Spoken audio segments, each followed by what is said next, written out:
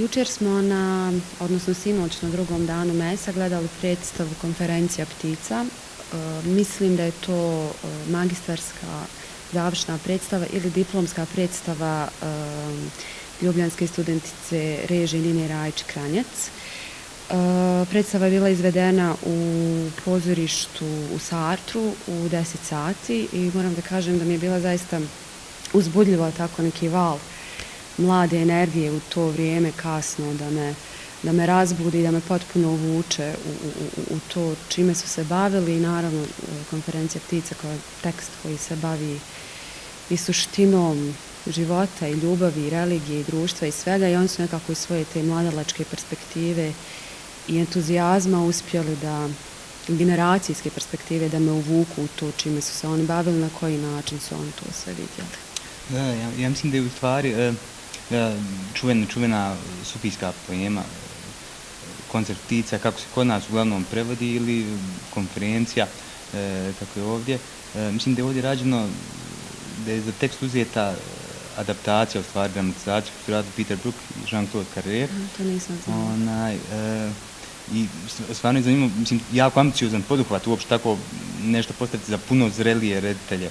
A vidi da je toliko iz toga stvarno proizašlo, da se isplatio taj poduhvat, hoću reći. Zanimljiva činjenica, stvari kad sam počeo gledati, na samom početku predstave sam primijetio gramofon pozadini, isto kad su osvijetlili nas, publiku. Na samom početku isto rediteljica se pojavila da najavi predstavu, kao nešto napravio neki vic kao avo kod Tomi Janišić, i onda sam čuo od kolege koji je bio doma da je u stvari riječ o studentici Tomi Janišića. Da, ali zanimljivo, Nina, jako, koliko znam, dosta mlada studentica, stvarno pokazuje nevjerovatan talent i potencijal da se skroz odvoji na neki način svog mentora, jer ima ostali dijelu predstav, vidimo nešto što je stvarno autentično, rekao bi, njenu zasebno u tom smislu. I stvarno je puna jedne, kao što si ti rekao, mladunačke energije, mlada postava glumica i glumaca koje stvarno punim, što bi rekla, koliko nam ušla u sve to. Mene u rediteljskom smislu, kad kažeš što mi se najviše svidjelo kod nje, je insistiranje na jednom rediteljsko-glumačkom rješenju, tipa kad glumci 10 minuta u kontinuitetu, tako nagi, guraju zid i pokušavaju da pomjere zid. I nekako to što je proizvodilo kod njih, taj i napor i bijes i nemoć da to urade, uspjeli su nekako da me uvuku u tu svoju emociju, da je prenesu na mene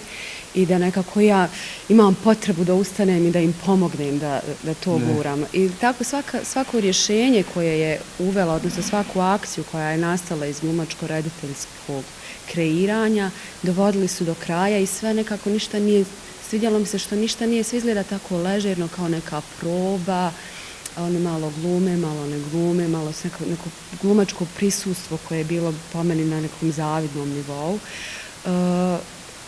Me je užasno uzbuđivalo da nekako vidim dokle će da ide sve do kraja, sve to što su zajedno do nekog sitnog rješenja do kojeg su došli, pa onda u šta to može novo da proizađe i insistiranje na tome. To mi je neka i hrabrost, to isto vrijeme neka mladalačka drskost koja mi je bila lijepa. Nekako kada ima stvarno jedna prisutna težnja razbijanju granica pozorišta u samom timu gdje oni pokušavaju u stvari maknuti te zidove. I predstava završava samim tim u stvari što mi kao publika prelazimo, izlazimo na scenu, a glumci pojavljuju na mjestima publike, što mislim da je dosta efektan način za ispričati sami kraj koncerta ptica u tom smislu gdje 30 tih ptica u stvari kad dolaze na jezero vide simurga, tog mitskog koji traži i vidi u stvari svoje odraze. Tako isto ovdje publika vidi svoj odraz glumcima, glumci vide svoj odraz u publici. Baš iskorištena kod neka metatekstualna metafora koja mislim da je dosta uspjela i na taj način predstava isto odnos u neki način onoga što gledamo i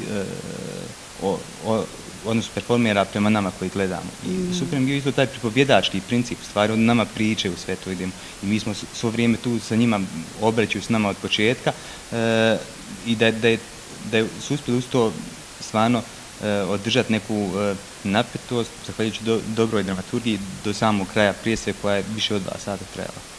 Da, da. I mislim da mene, što je, sad ja govorim kao kolegica iz glumačke perspektive, što me je uspjelo držati sve vrijeme jeste ta posvećenost mladih ljudi koji su krenuli sa rediteljicom u neki projekat koji ne znam koliko su razumjeli u početku, ali su sigurno negdje dosegnuli neke nivoe, neke visine, neke dubine kroz istraživanje i kroz nekako tekst nudi sam po sebi toliko divnih stvari. Ja samo da sam tekst čitala, ja bi se rasplakala kao što sam se sinoć na predstavi.